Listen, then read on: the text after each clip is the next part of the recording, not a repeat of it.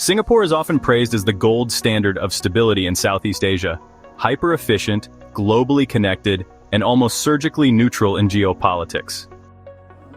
But even Singapore isn't immune to the fallout from the United States' latest wave of tariffs under Trump's 2025 Liberation Day policy. With sweeping import duties now targeting Chinese, Vietnamese, and even regional electronic goods, Singapore's ultra-globalized economy may be walking straight into a storm. And the worst part? It wasn't even directly targeted. Please take a moment to like and subscribe for more content. You see, Singapore's economy thrives on trade, massive trade. In fact, its total trade volume is more than 300% of its GDP. That means any slowdown in global commerce doesn't just sting, it slashes growth instantly. Singapore's role as a re-export and transshipment hub means it handles goods flowing between China, Malaysia, Indonesia, and the West. But when tariffs go up, especially from the US, those flows shrink. Fewer exports out of China and Vietnam mean fewer containers flowing through Singapore.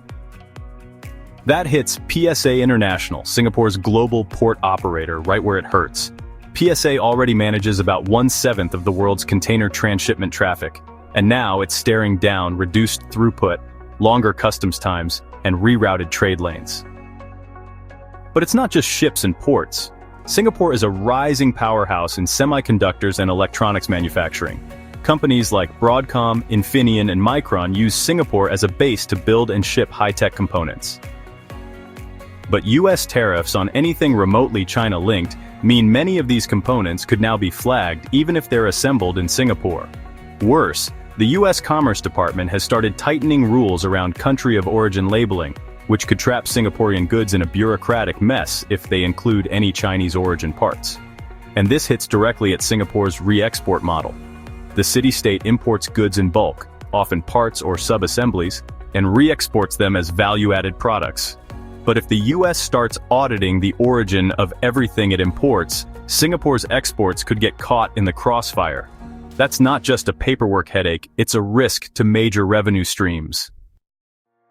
Geopolitically, things get even trickier. Singapore has always played the neutral middleman between the US and China.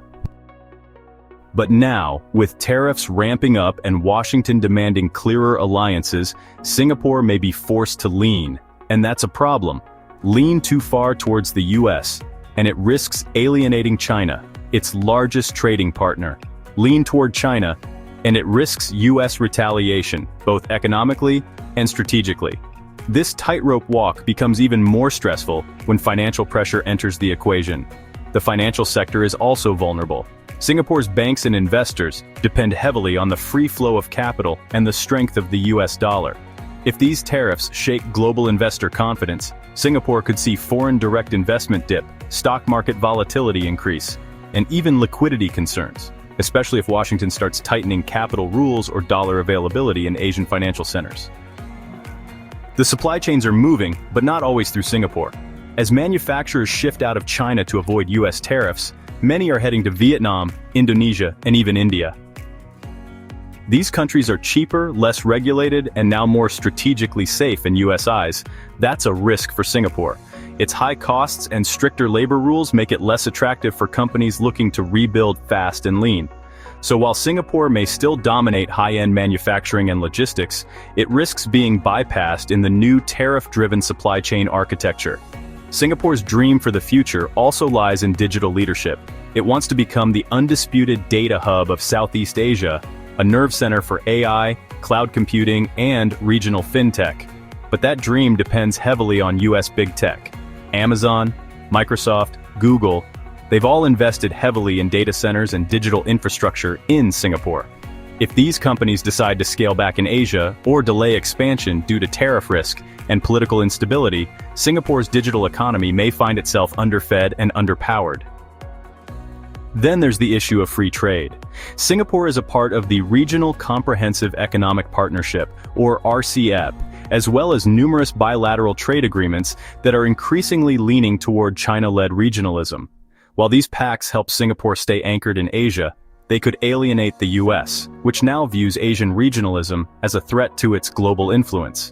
Singapore's unique strength has always been its ability to work with everyone. But now, working with China could be seen by Washington as working against America. The financial sector could also get caught in a new kind of crossfire: compliance pressure. As the United States tightens sanctions and financial oversight on Chinese-linked entities, it's entirely possible that Singaporean banks like DBS, UOB, or OCBC will come under scrutiny simply for processing certain transactions. These banks could be forced to choose between continuing to serve regional clients or cutting ties to maintain access to US dollar clearing and global trust. Either way, Singapore's prized status as a financial safe haven begins to blur. And this spills over into other sectors too. Singapore's real estate market, especially in commercial and high-tech spaces, thrives on long-term bets by multinational firms. But if American companies begin pulling back from Asia, new office towers, innovation campuses, and smart infrastructure projects could face delays, cancellations, or vacancies. For a country so heavily reliant on future planning, that kind of hesitation in capital flow is a serious long-term threat. The brainpower Singapore has cultivated also faces a subtle threat. Its world-class universities and research hubs have attracted top-tier US companies to co-develop technologies in aerospace, AI, biotech, and more. But if those companies begin seeing Singapore as politically risky or economically entangled with China, they might redirect R&D budgets elsewhere. The loss of these high-impact collaborations won't be loud, but it will be felt for years. But perhaps the most dangerous consequence of US tariffs on Singapore isn't economic, it's strategic. For years, Singapore has quietly played a vital role in the US military's Indo-Pacific strategy. It allows American naval vessels to dock and resupply at Changi Naval Base. It supports US surveillance missions across Southeast Asia, and it serves as a stable logistics hub in one of the world's most contested maritime zones. But now, even that military cooperation is under pressure. As US-China tensions explode beyond economics and spill into the security realm, Washington may begin demanding more than just quiet support from Singapore. It may begin tying military access and intelligence sharing to Singapore's stance on trade and political issues. If Singapore doesn't fall in line with US trade policy, if it continues doing business with China, benefiting from RCEP, or remaining neutral on Taiwan, there's a real risk that Washington will reduce defense collaboration, delay joint exercises, or pull back strategic support. For Singapore, that would be a serious blow. Its entire defense strategy is based on having access to both Western technology and regional stability. On the flip side, if Singapore openly supports US trade actions and aligns more forcefully with Washington, China won't stay silent. Beijing could retaliate economically, diplomatically, or through strategic isolation. This would corner Singapore between two superpowers, forcing it into a geopolitical alignment it has spent decades avoiding.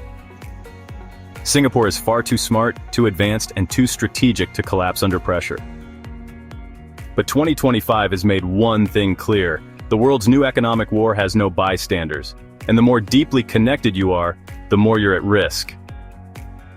For Singapore, the challenge isn't just about staying competitive or attracting investment anymore.